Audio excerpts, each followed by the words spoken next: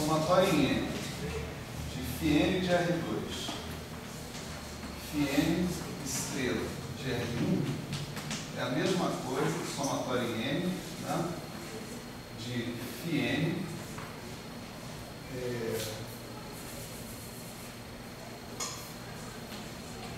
φn R1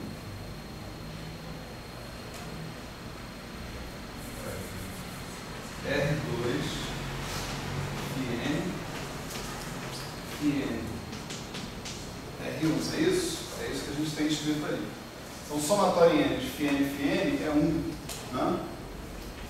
Então, isso aqui é simplesmente R2 R1, isso é delta 3, né?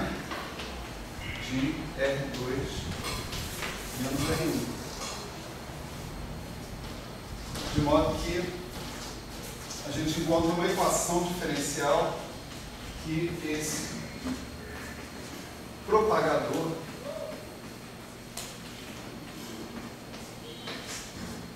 satisfaz.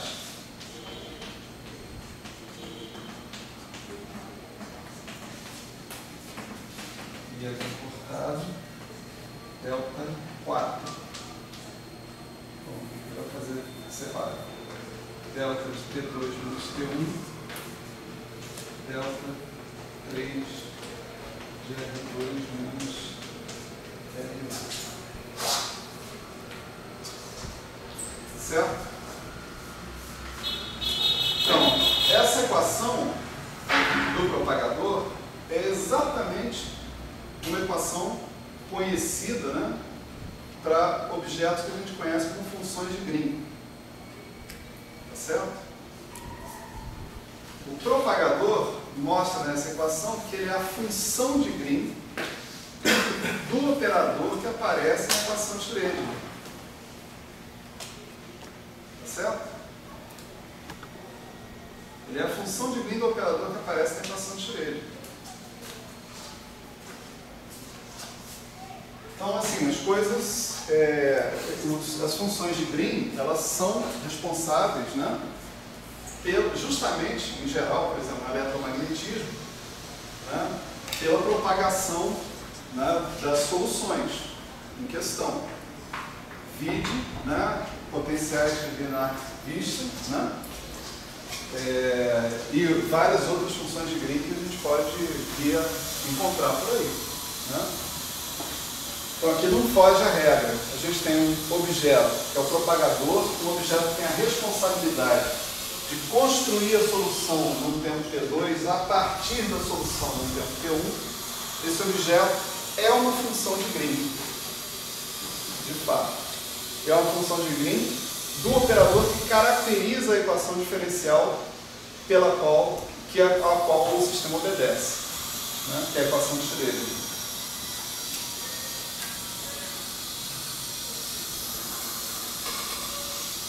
Certo?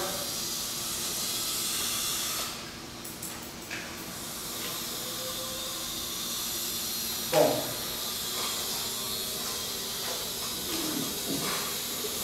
vamos preparar o caminho agora, então, né, para a gente entrar na questão da integração funcional na próxima vez, né? Então, vamos preparar o caminho para isso.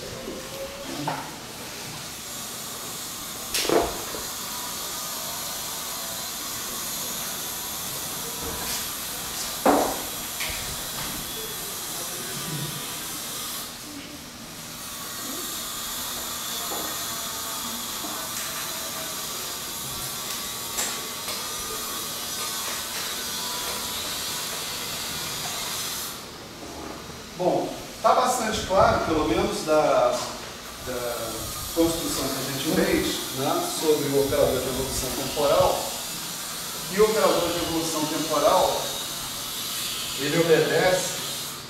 Caramba. Parar mesmo, não pode continuar falando, fica quieto. Vai falando aí, eu mesmo.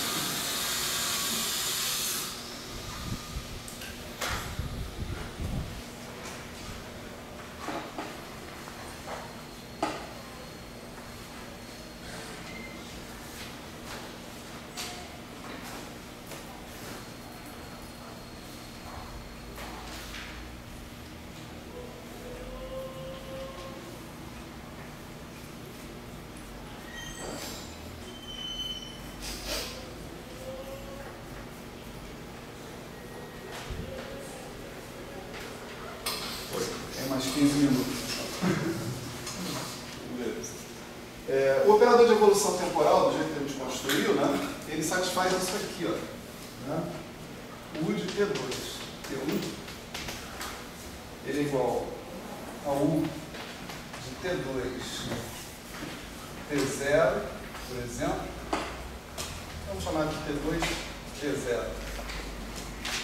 U de T2, T1, vezes U, T1, T0. Se a gente coloca aqui o T2 maior do que o T1 maior do que o T0. Certo? Isso é bem fácil de ver, né, da fórmula mesmo do operador de evolução temporal que a gente colocou ali, né? Tá certo? Agora, isso pode ser provado para casos mais gerais, né, do que o caso em que a hamiltoniana da gente não depende do tempo, né? Pode ser provado para casos mais gerais que isso, mas o que nos interessa nesse contexto aqui é exatamente isso, né? Então, você pode ir inserindo, né, tempos aqui entre o tempo inicial e o tempo final, quantos você quiser, né?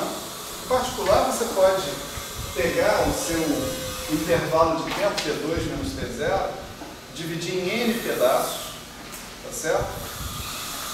E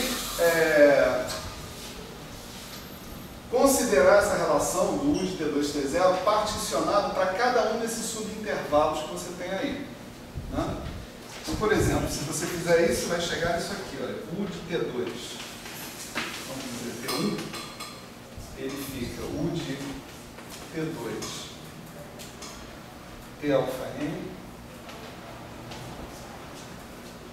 U de T alfa N, T alfa N menos 1, T1, T alfa 2, T alfa 1, T alfa 1, T1. Né? Aqui está implícito que você tem T2 maior que T alfa N, maior que T alfa N menos 1, maior que T alfa 1, maior que T1. Professor, eu não entendi muito bem porque que tem essa ordenação, porque a princípio você poderia ir e voltar. O T2 pode ser maior, o T1 pode ser maior do que o T0. Pode, não, mas a questão é a forma específica que a gente colocou para o operador de evolução temporal, né? A gente colocou o operador assim, U de T2, T1 é igual a exponencial menos I sobre H cortado, H, T2 menos T1, não foi? Então, se você inverter, né, um cara com o outro, se um cara for maior do que o outro, você vai ter que inverter aquele cara ali também. Ali é um cancelamento. Um cara entra com mais, outro entra com menos. Um cara entra com mais, outro entra com menos. E a nossa brincadeira desde o início sempre foi que o tempo T1 é inferior ao tempo T2. Né? Então isso tem que ser mantido para operadores adjacentes, por exemplo, daqui para cá. Né? T1 é inferior a T2, T0 é inferior a T1. Então os caras ficam assim. Né? Isso é da construção que a gente fez, mas você tem razão. Essa construção poderia ser feita, em geral, para tempos arbitrários, para essa coisa de ir e voltar, etc. e tal. Pelo menos eu tenho a impressão que pode, embora eu não tenha visto ela ser feita. Se a gente estiver falando de sistemas fechados, né? Eu acredito que aí você tem um H independente do tempo, você tem essa forma para o operador de evolução temporal e aí você não tem muita opção, não. Se o céu for aberto, você não garante que vai voltar. Você vai para frente. Eu acredito que sim. Bom, então se a gente faz essa decomposição toda que está por aí, né, aí a gente pode eventualmente repetir a conta que a gente fez anteriormente, ou seja, projetar esse cara que está aqui R2, R1. Né? R2, R1. Então você tem R2, U de T2, T1, R1. Né? O que é isso aqui? Isso aqui é exatamente o que eu chamei de propagador. O G, né, de R2, T2, R1, T1. E aí você fecha aqui com R2, aqui com R1, né, lá no outro ponto. E você pode inserir, né, conjuntos completos entre cada um desses. Tá certo? Então aqui, por exemplo, eu insiro um DRN. Aqui um DRN-1, assim por diante. E um projetor. RN Cat, RN Bra. Né? Então, a estrutura que eu vou obter no final vai ser essa assim. Né? Integral de 3 R alfa 1 alfa N de 3 R alfa N menos 1 até o D3 R alfa 2 D3 R alfa 1, né? E aqui você tem o G de R alfa N, T alfa N, R alfa N menos 1, T alfa N menos 1, G de RN menos 1, T alfa N menos 1, G de R alfa N menos 2, T alfa N menos 2, etc. e tal. Um produto desses caras todos até o último, que vai ser o G de R alfa 1, T alfa 1, e aqui aparece o R1, T1. No último termo que está lá. Então, isso significa o quê? Que essa propagação, né, que você fez, né, de R1 no tempo T1 a R2 no tempo T2, está sendo vista como uma propagação através de todos os caminhos. Estou falando do resultado primeiro, depois a gente vai visualizar, tá? Uma propagação através de todos os caminhos que unem esses dois pontos, R1 e R2. Tá certo? Como é que a gente vê isso? Isso já está implícito aí nessa forma. Né?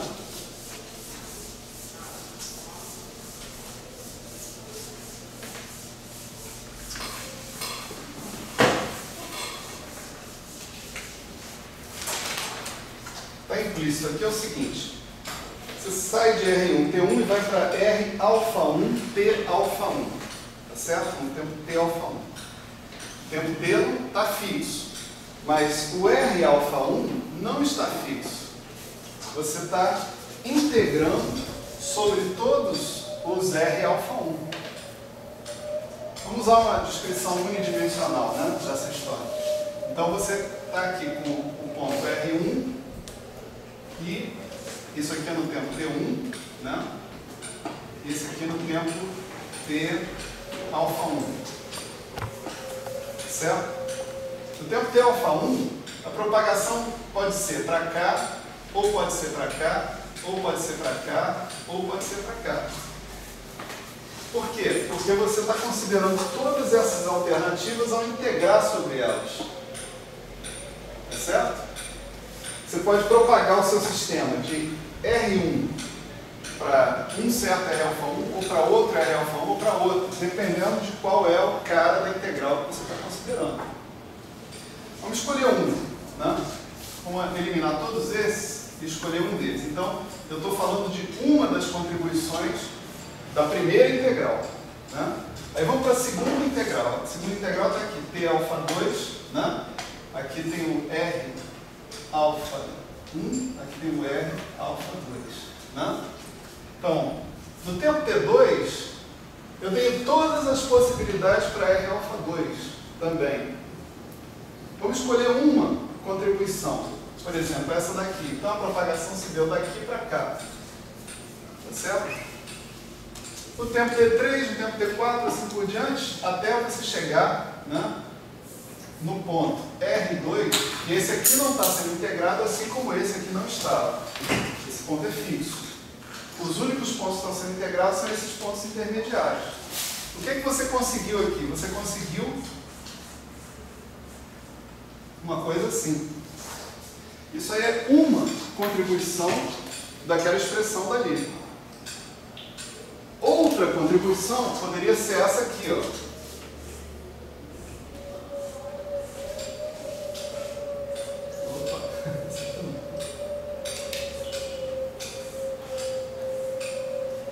Tá certo?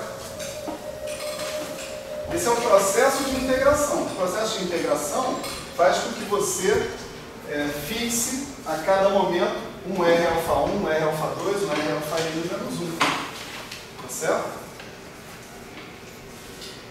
Essas integrações múltiplas, então, elas estão implicando no quê? Que, de fato, o que você está somando aí é sobre todos os caminhos que ligam R1 a R2. R1 no tempo T1 a R2 no tempo T2. Isso é uma maneira meio singular de fazer isso, né? Mas eu posso fazer isso de uma maneira mais suave, entre aspas, né? Fazendo o número de pontos que está entre T0, entre T1 e T2 ir para infinito, reduzindo o intervalo entre eles até ficar infinitesimal, é menos que infinitesimal, né? E aí eu vou estar considerando caminhos suaves, de fato, né? Uma coisa assim. Coisa assim, assim por aí. Então, essa integral múltipla que a gente tem aí, no limite em que você coloca um número infinito de pontos separado infinitesimalmente no tempo, né, é o que a gente chama de uma integral de trajetória já.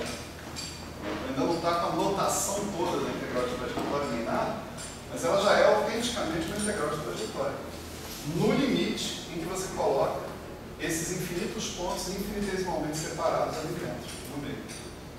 Quer dizer, o que formalmente você está levando em consideração são todas as trajetórias, suaves ou não, né? Porque você vê, já que você está integrando sobre D3R1, D3R alfa 1, D3R alfa 2, então você vai ter uma contribuição lá não sei aonde, uma contribuição aqui não sei aonde, tá certo? Vizinhos. Então são trajetórias que em princípio podem ser extremamente singulares. Tá certo? Todas elas estão entrando dentro daquela história. Quer dizer, o propagador final é a integral sobre todos os caminhos dessa cadeia de propagadores que a gente tem aí. A soma sobre todos os caminhos. Cada caminho dá uma contribuição ali. Tá certo? Então isso aí é o início da história das integrais de trajetória. A gente vai detalhar isso mais. Na próxima vez, nós vamos obter, na verdade, a expressão da integral de trajetória explicitamente a partir da mecânica quântica usual, né? Que, de certa maneira, é uma demonstração de equivalência, pelo menos formal, né? A gente vai começar a ver também todos os defeitos da integral de trajetória logo de cara, né?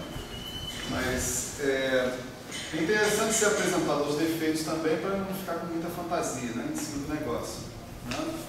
O bom é ser apresentado os defeitos e as qualidades. Tem qualidades também, grandes qualidades. Então beleza, deixa eu encerrar por aqui, senão esse cara aqui não me deixa em paz. Eu acho que está num bom ponto aqui para a gente parar. Obrigado.